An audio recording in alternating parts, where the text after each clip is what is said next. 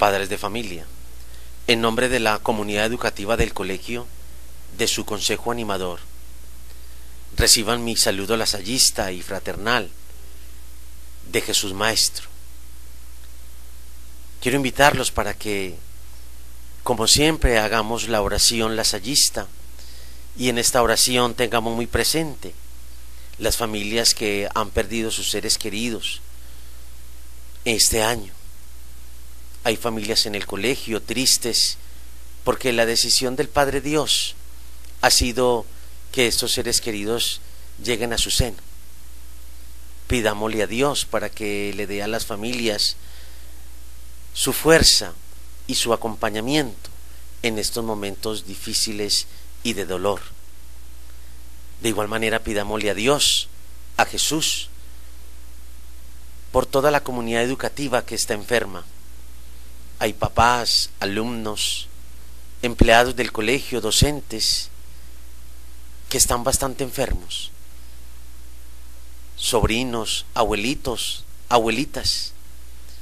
Pidámosle a Dios sus manos, que son manos de Dios, para que esas manos toquen la comunidad lasallista y que con Dios y las manos de los médicos podamos tener a toda la comunidad aliviada y contenta para que nos sigan acompañando en este proceso de formación.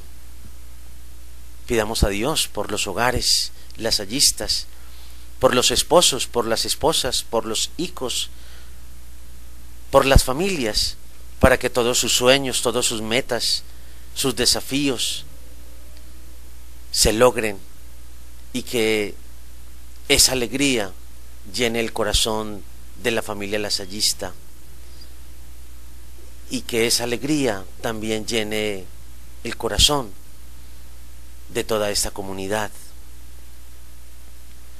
Pidamos a Dios por el nuevo superior general Robert Scheller, para que el Señor lo acompañe y le dé la sabiduría necesaria en la animación del instituto en más de 80 países en el mundo.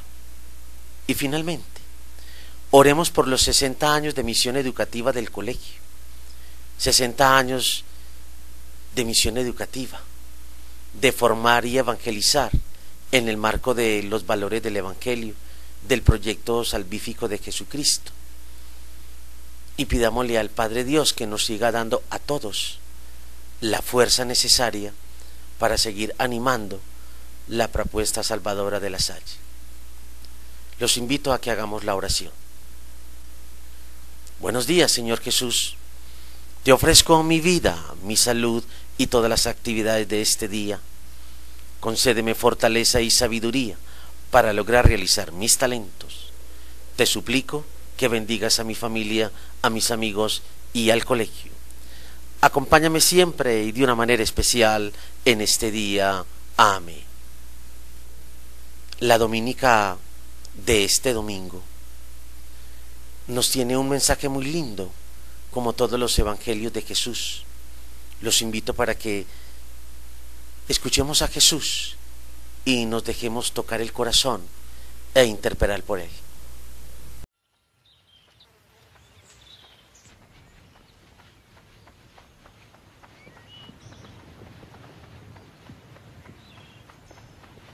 Saliendo de ahí, Jesús se retiró a la región de Tiro y de Sidón.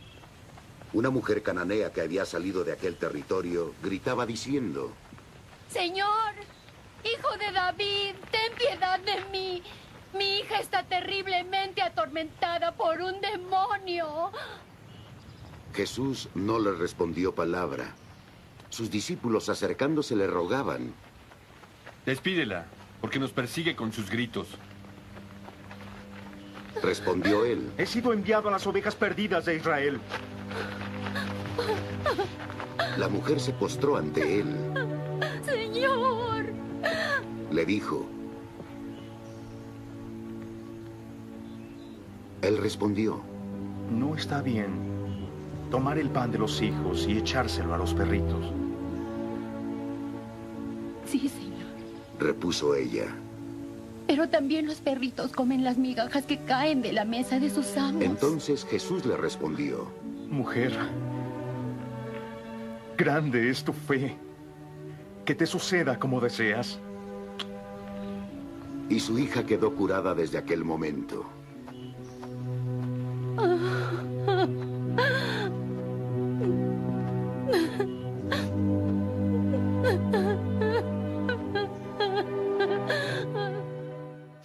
El Evangelio nos invita a que tengamos profunda fe en Dios, así como la mujer cananea, la mujer pagana.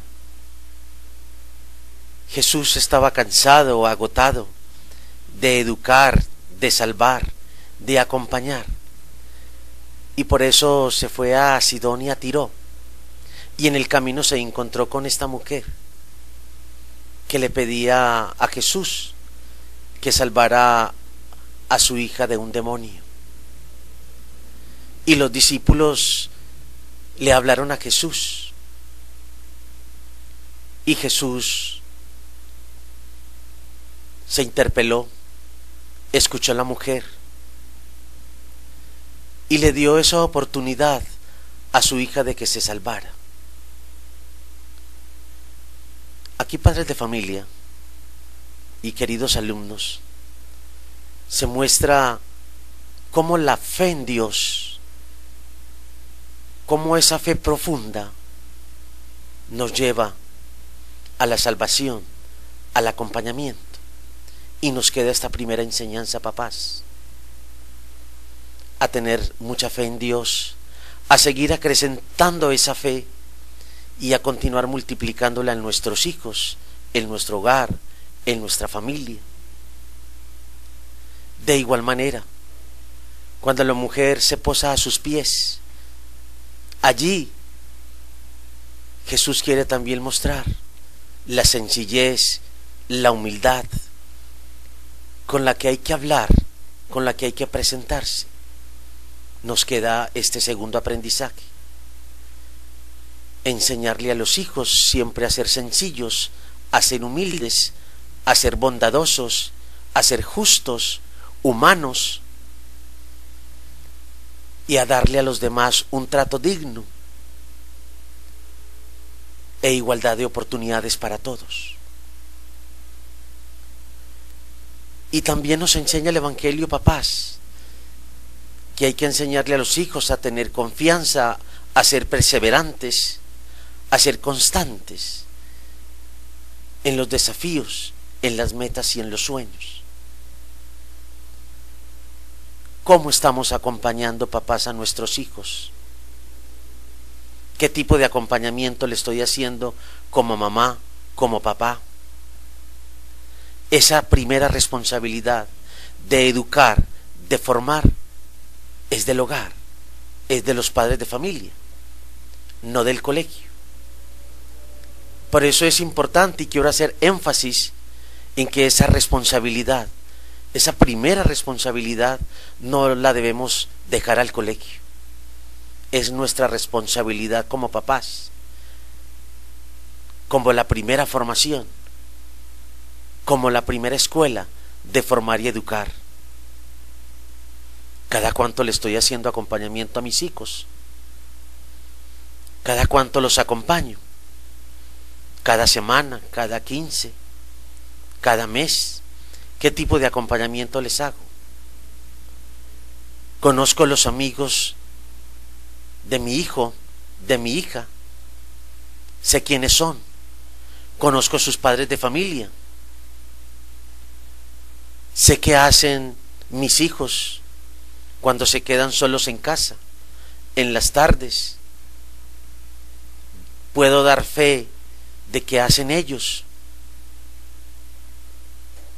de que están haciendo cosas bonitas por su bienestar, por su proceso de formación. ¿Cómo estoy acompañando sus tareas, sus exámenes, la calidad de estudio que hacen? ¿Qué tipo de exigencias les hago?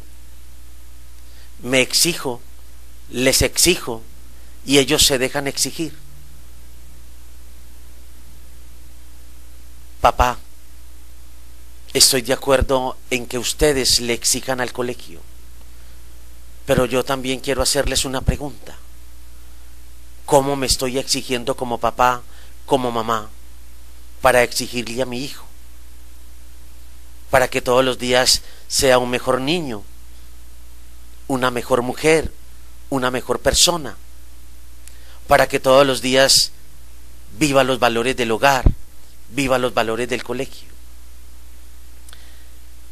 Estos mensajes que queremos regalarle en esta mañana, en esta tarde, en esta noche, con esta conferencia virtual, queremos decirles a ustedes, padres de familia, que el acompañamiento del colegio, pero el acompañamiento familiar, en especial de los papás, en el proceso de formación de los hijos, es muy importante. ¿Cómo estamos acompañando esta formación integral? ¿Cuál es el tiempo que estoy dedicando a mis hijos, a mi hijo o a mi hija, en su proceso, en sus tareas, en sus exámenes, en su proceso de convivencia? ¿Cómo estoy acompañando la resolución de problemas, de dificultades que se presentan en el diario vivir, en especial en la sociedad y en el colegio? ¿A qué horas, papás, están entrando estos jóvenes de bachillerato a la casa los fines de semana? ¿Sabes dónde están? ¿Sabes con quién están? ¿Sabes qué están haciendo ellos? Es muy importante, porque ese es el amor de padre, ese es el acompañamiento que hay que hacerles, porque allí muestro el amor y muestro todo el don como papá y como mamá. Sé qué hacen mis hijos cuando les doy permiso para estar en otros espacios, en las casas de los amigos, en las fincas. Puedo dar fe de todo su comportamiento y de todos sus valores. Padres de familia, quiero dejarlos a continuación con el psicólogo del colegio y del bachillerato, Fabio Andrés Ramírez, para que él les diga a ustedes, y desde esta iluminación del Evangelio, les cuente a ustedes cómo debe ser el acompañamiento en la infancia, cuáles son las características que se presentan y algunas recomendaciones o mensajes muy bonitos que él les va a dar para acompañar mucho mejor a sus hijos. Bueno, muchas gracias. Un cordial saludo a toda la comunidad de los estudiantes, de los padres de familias que están en este momento asistiendo a esta conferencia. El día de hoy vamos a hablar sobre un tema muy importante, y esto es lo que tiene que ver con el acompañamiento familiar según la etapa evolutiva y sus repercusiones sobre la autoestima. Entonces, para este tema vamos a empezar a ver un poquito desde qué modelo vamos a hablar, ¿cierto? Para comprender un poquito la dimensión de lo que acá se va a decir, y es que vamos a hablar desde un modelo biopsico socioespiritual. ¿Qué quiere decir esto? Que cuando nos estamos refiriendo al ser humano, cuando estamos hablando de esos procesos a nivel evolutivo, a nivel de la estima, tenemos que verlo como un ser que está compuesto por diferentes dimensiones. La primera de ellas es la biológica, ¿cierto? Hay unos componentes innatos fisiológicos que nos hacen ser unos seres vivos con unas funciones específicas, unos órganos con unas funciones específicas que tienen una influencia muy importante en el funcionamiento, pues, de nuestro organismo como un todo, ¿cierto? Viene la parte psicológica, es decir, con esos procesos de motivación, esos procesos de internalización de la norma, internalización de lo que yo soy como persona y de lo que yo espero que sean los demás, cómo estoy yo con referencia a eso. Los procesos sociales, ¿cierto? Porque somos sujetos que estamos ligados a un ambiente, a un contexto social, siempre ligados con el tema de la familia, con un concepto también de lo educativo, en el ámbito laboral, en el ámbito cultural. que es algo que vamos a profundizar pues más adelante, pero que siempre estamos en relación con un otro. Y por último, la dimensión espiritual, que es una dimensión en la cual nosotros los seres humanos siempre estamos en procesos de trascendencia. Esos procesos, más allá pues de ponerle un nombre específico, siempre son digamos la parte más íntima del ser humano, con lo que se conecta con esa totalidad, con esos procesos que van más allá de lo que es la vida y de lo que es los procesos pues terrenales, por decirlo así. Entonces, para hablar de esto vamos a tener en cuenta que en un momento nosotros los seres humanos como tal tenemos que hacer esa distinción entre la mente y el cuerpo, ¿cierto? En algún momento se pensó que eran instancias separadas, pero hoy en día los modelos, tanto a nivel científico, entre los cuales está la psicología, consideran al ser humano como una totalidad que no está separada de la mente y el cuerpo, sino que es toda una unidad, y lo que afecta a una parte afecta a la otra, ¿cierto? Que son los modelos contemporáneos. El primero de los escenarios que vamos a empezar a desarrollar es la cultura, y cómo todos los elementos que tienen que ver con los símbolos en los cuales estamos inmersos los seres humanos tienen una influencia directa e indirecta sobre los procesos de estima que nosotros tenemos en la vida. Entonces vamos a ubicarnos en el contexto colombiano, donde retomo la teoría de Bronfenbrenner, que es una teoría que habla de que cuando hay un macrosistema, ese macrosistema influye sobre el sujeto unas características particulares que esa cultura le enseña de manera inconsciente. Nosotros estamos ubicados en un contexto suramericano, específicamente en el país de Colombia, en la región antioqueña, y estamos ubicados pues en el Valle de la Aburrá, ¿cierto? Y esto tiene una influencia sobre nosotros en la forma en la cual nos vamos a identificar como hombres, nos vamos a identificar también como mujeres, y los símbolos mediante los cuales nos vamos a identificar en esos procesos de socialización, que obviamente van a tener una repercusión directa sobre lo que nosotros como seres humanos vamos a considerar de nosotros mismos, tanto en lo bueno como en lo malo. Pero acá hay que aclarar una cosa, y es que estos procesos son procesos subjetivos, es decir, no vamos a hacer una categoría de que son buenos ni malos de por sí, sino que son valoraciones que culturalmente se hacen, ¿cierto? Tanto en lo que tiene que ver con los ritos, tanto en lo que tiene que ver con todos estos procesos en los cuales yo estoy inmerso en un contexto en el cual ha estado antes que yo naciera y va a perdurar posterior a mi muerte, ¿cierto? Son procesos en los cuales ya se han sedimentado un montón de costumbres que obviamente van a tener un impacto directo sobre la persona. Vamos a el primer escenario, que es denominado el sistema de socialización primaria en nosotros los seres humanos, que es la familia. Nosotros los seres humanos, cuando nacemos, cuando se da esa separación simbiótica entre madre e hijo, ¿cierto? Cuando se da este momento del nacimiento, que empieza el niño, el bebé, el recién nacido, a comprender, a empezar a percibir por medio de sus órganos sensoriales que están en ese proceso de desarrollo, a ver qué es un ser distinto a su madre, que es un ser que está en un contexto que apenas es un contexto caótico, un contexto en el cual él apenas está empezando a desarrollar sus procesos a nivel tanto fisiológicos como mentales, en donde el acompañamiento de las figuras cuidadoras es supremamente importante.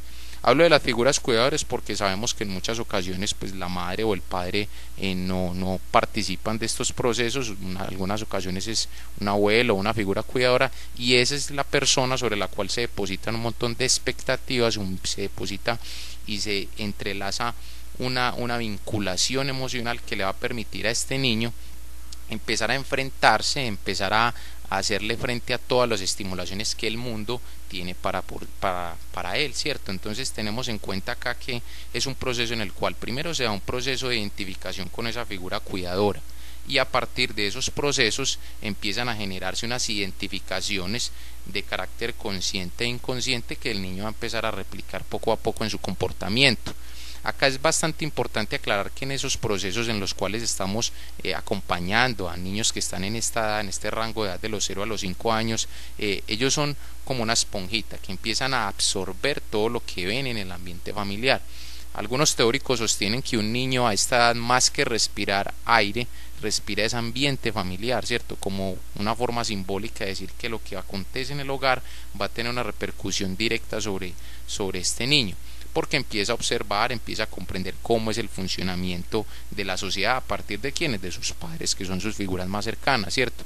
Dentro de los cuales empieza a hacerse una valoración de lo que significa ser hombre en el caso de los hombres y ser mujer pues para las chiquitas. Entonces acá vemos que se empiezan a generar esos procesos de socialización a partir de la observación, ¿cierto? A partir de lo que se observa de los padres, y empieza a identificarse cosas que la familia empieza a valorar como lo aceptable y como lo rechazado, ¿cierto? Entonces empiezan a identificarse y a introyectarse un montón de valores que desde la casa, acá es donde es un periodo muy importante a la hora de consolidar todo lo que tiene que ver con valores, todo lo que tiene que ver con normas, porque es el periodo en el cual el niño está absorbiendo más eso, es decir, son digámoslo así las etapas en las cuales más se absorbe ese aprendizaje, más tiene impacto, pero ojo, es un aprendizaje que más desde lo verbal es desde los actos, ¿cierto? Entonces acá el niño va a aprender mucho más desde lo que él está viendo que desde lo que le están diciendo. Entonces acá el ejemplo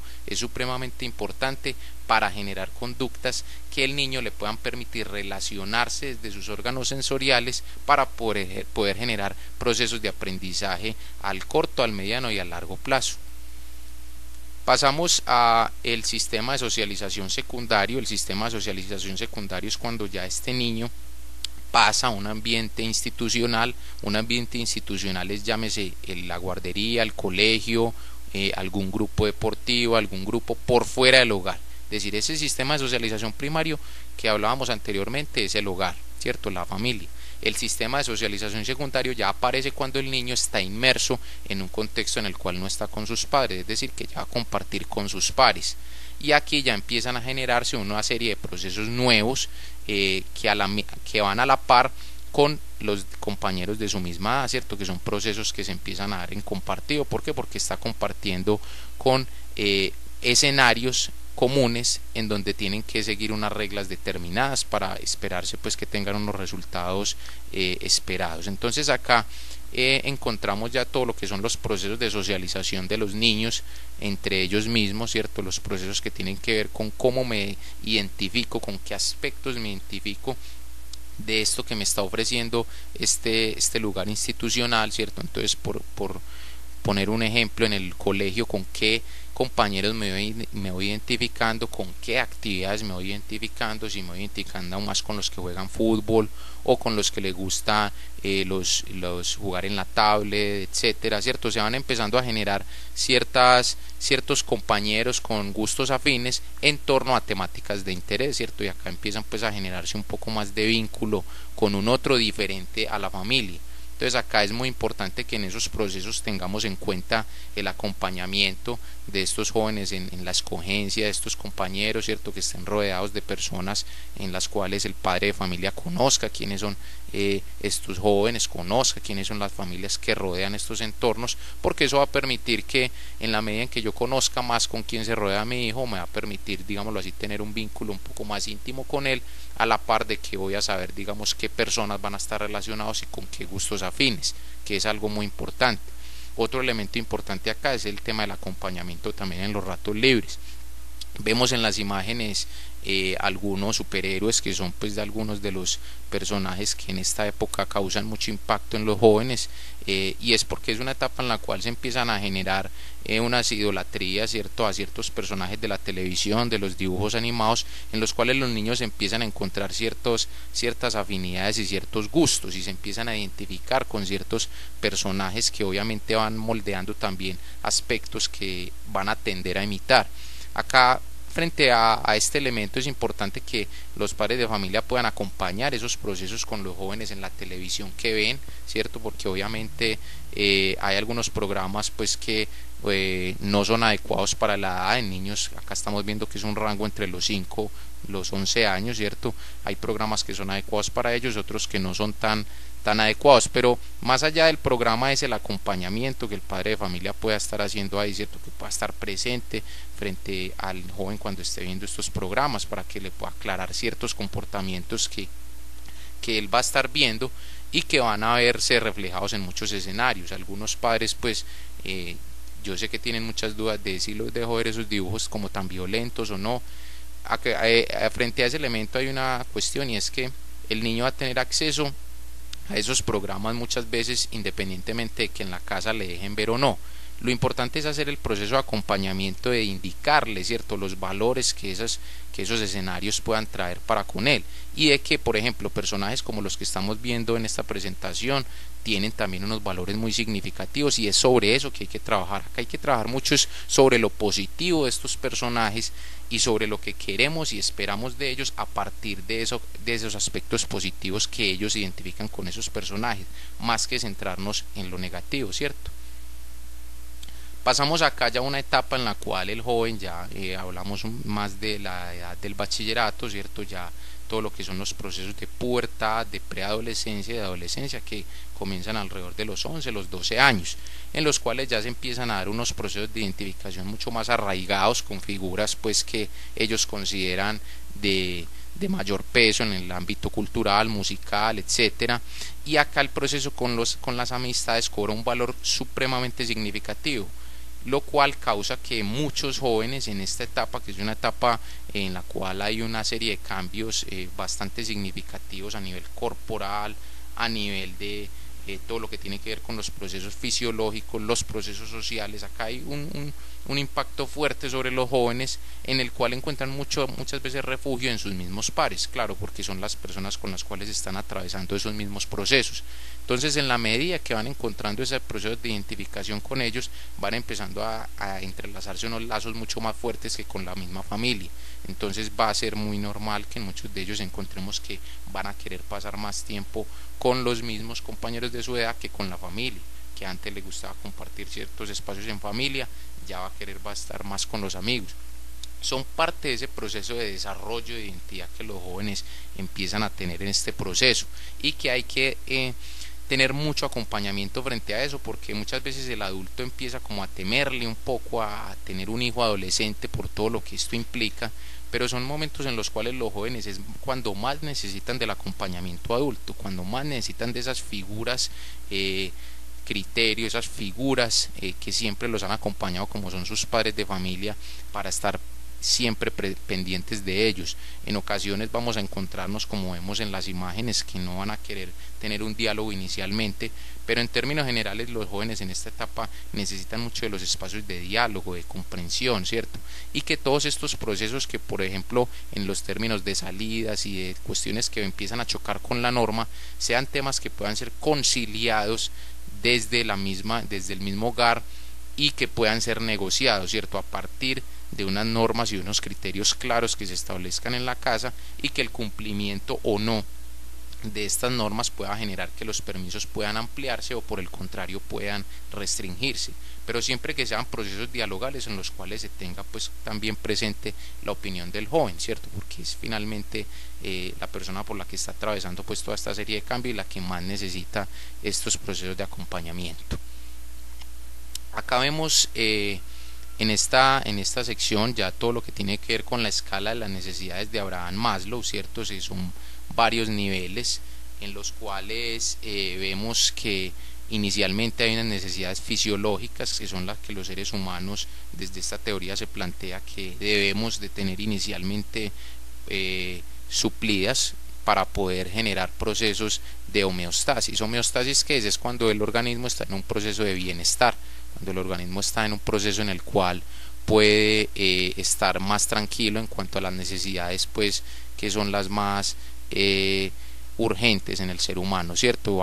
Es una escala en la cual se va ascendiendo, son procesos en los cuales a medida que se van cumpliendo unos procesos van aumentándose otros, que como vamos viendo siempre van en pro de la autorrealización, ¿cierto? Atravesando por todo lo que tiene que ver con la parte de la afiliación, la parte del relacionamiento social, que en términos generales lo que nos quiere hablar esta teoría es que el ser humano va pasando por unas necesidades que van desde la parte corporal y de todo lo que tiene que ver con suplir esas necesidades más básicas, hasta procesos de estima, procesos sociales, procesos que tienen que ver con la relación con los otros, hasta llegar a la relación y los procesos conmigo mismo, ¿cierto? Entonces es un proceso en el cual el ser humano va a tener como tal una fuerte influencia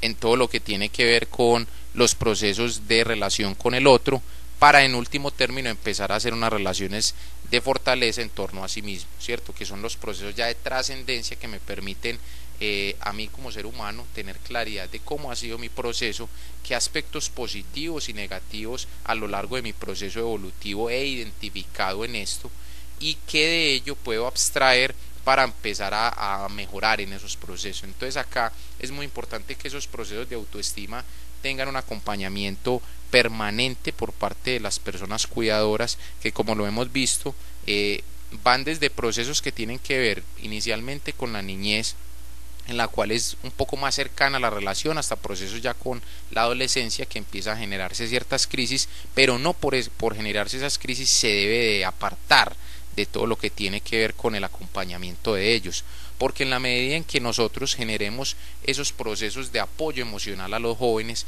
ellos van a sentir mucha más claridad y van a tener más en quién poder confiar en esos momentos en los cuales hay tanta incertidumbre, porque obviamente el periodo de la adolescencia, que me detengo en ese un poco más porque obviamente pues sabemos que aquí hay unas necesidades bastante significativas en cuanto a este ámbito, es un despertar de un montón de dimensiones que tiene que ver con la sexualidad, que tiene que ver con un montón de dimensiones que están latentes, que la sociedad le vende, que la cultura le vende y que el adolescente le llega información de todo tipo, desde la información más bondadosa hasta la información más oscura, ¿cierto? Que eso es lo que el mundo como tal nos ofrece.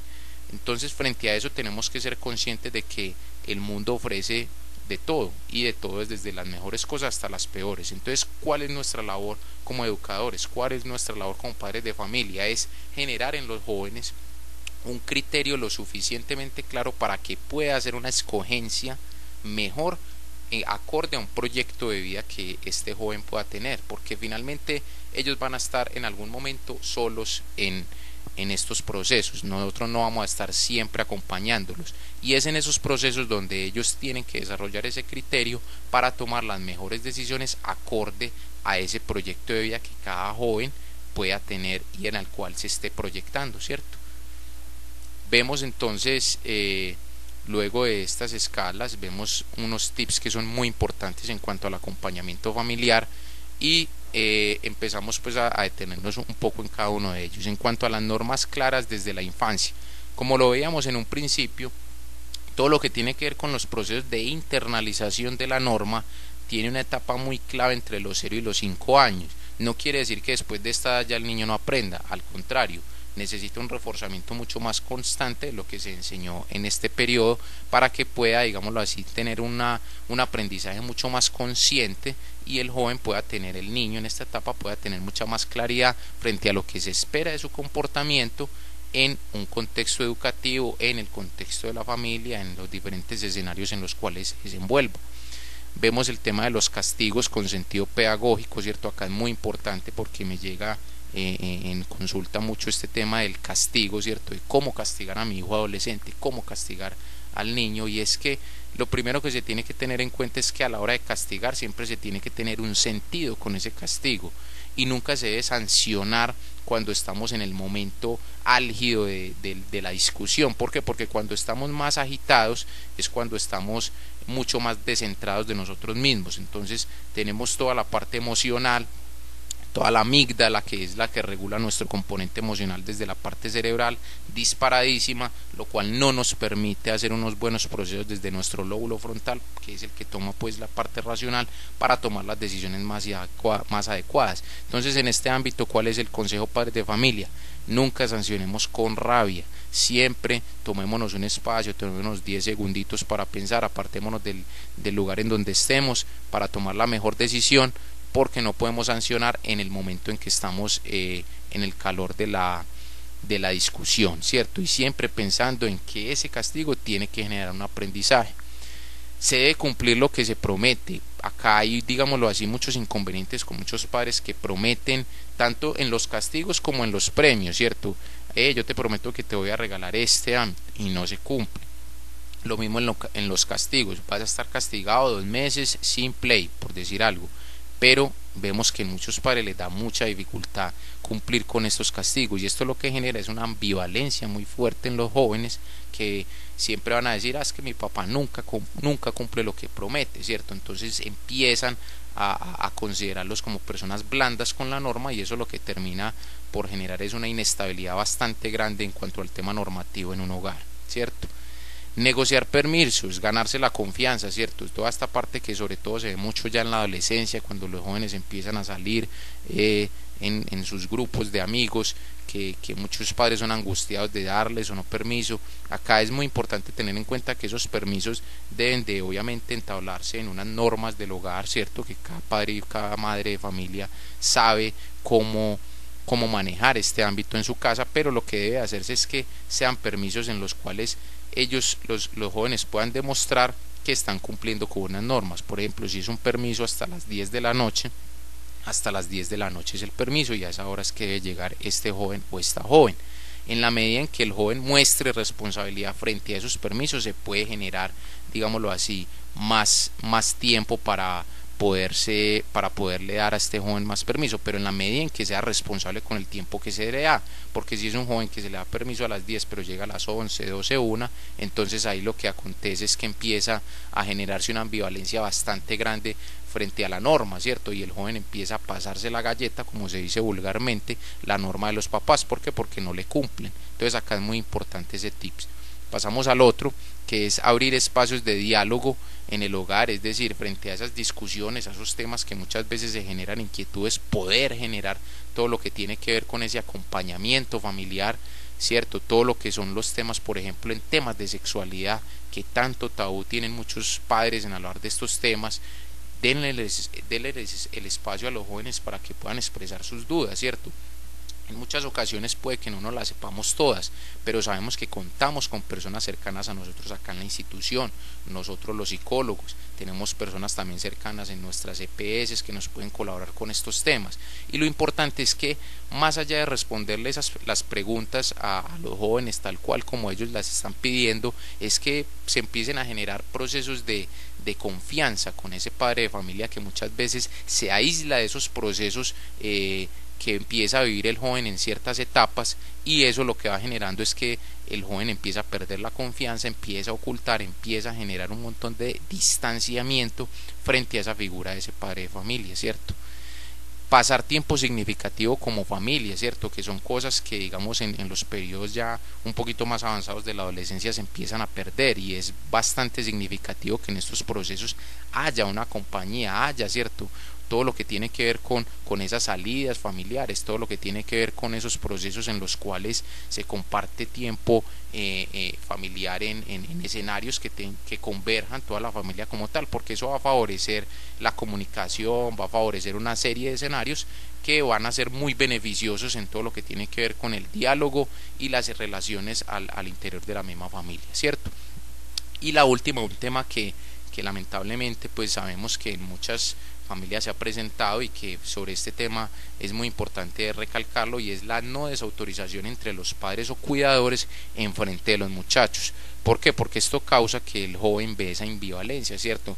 Cuando el padre da una orden, ¿cierto?, se llega a un consenso y la madre lo desautoriza o viceversa, esto lo que va a generar es que el joven empiece a manipular ese tipo de escenarios. ¿Por qué? Porque no va a tener una claridad de cuál va a ser la norma, y finalmente va a terminar accediendo por la persona que le va a permitir más ese vínculo, o la persona que le va a permitir más ese permiso frente a ese escenario. Entonces es muy importante que ese tema se pueda dialogar, ojalá entre la misma pareja, entre los mismos cuidadores, para que no se presenten ese tipo de ambivalencia, ¿cierto?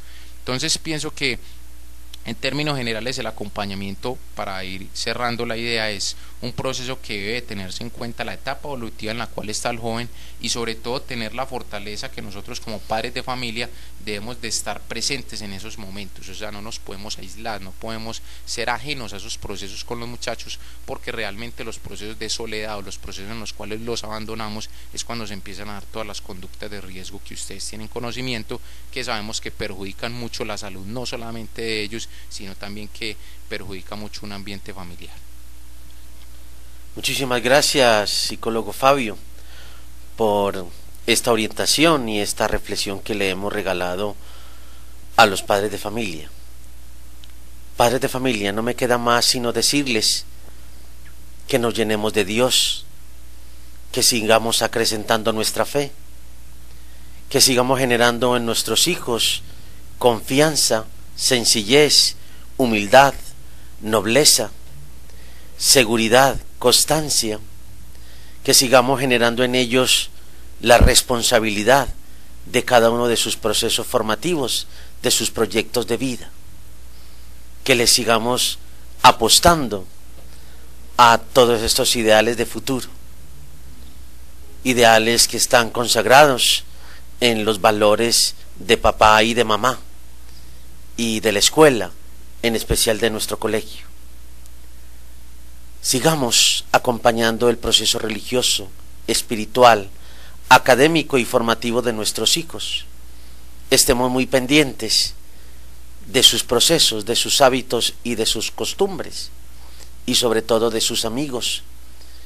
Que los amigos que tengan nuestros hijos sean amigos que le aporten a sus proyectos de vida, que le aporten a su forma de ser, para que se haga todos los días la misión del colegio, el de formar humana y cristianamente en comunidad educativa, y hacerlo como lo hemos hecho hasta ahora, con las familias y el colegio. Quiero aprovechar para terminar, hacerles una invitación de la Asociación de Padres de Familia, que está motivando la conferencia sobre un decreto y una ley, la ley 1620 y el decreto 1965, que en común acuerdo con el colegio le ha dado visto bueno a este ideal y este desafío de la Asociación de Padres de Familia, para que unos actores de televisión profesionales que actúan en series nacionales e internacionales vengan al colegio el próximo 29 de agosto para regalarles a ustedes una obra que se llama La Gran Verdad, que ocurre en una escuela, en un aula de clase. Allí vamos a tener todo el acontecer del acoso escolar, del bullying, del maltrato, todo lo que tiene que ver con la prevención de la salud física y mental, la prevención en las drogas. Y es la invitación que la Asociación de Padres de Familia le quiere hacer a ustedes, queridos padres, para que sigan teniendo más elementos formativos y con esos elementos formativos poder acompañar más a sus hijos. Y una vez tengamos esa gran obra, la obra de La Gran Verdad, con actores de televisión, como actores que han estado en series como la serie de La Selección, A Corazón Abierto, Pandillas, Guerra y Paz. Esos actores nos van a regalar ese día esta gran obra, que es de 1 hora y cuarto, donde vamos a tener esta experiencia formativa.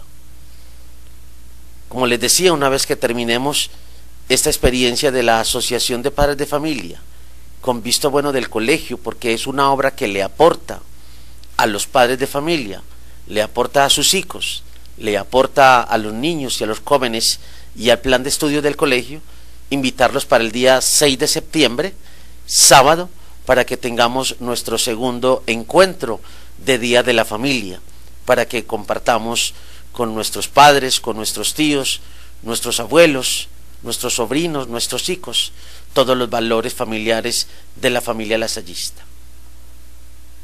Que este espacio que hemos tenido, papás, les haya tocado el corazón y les sirva para seguir acompañando la formación de sus hijos y la cualificación de sus proyectos de vida.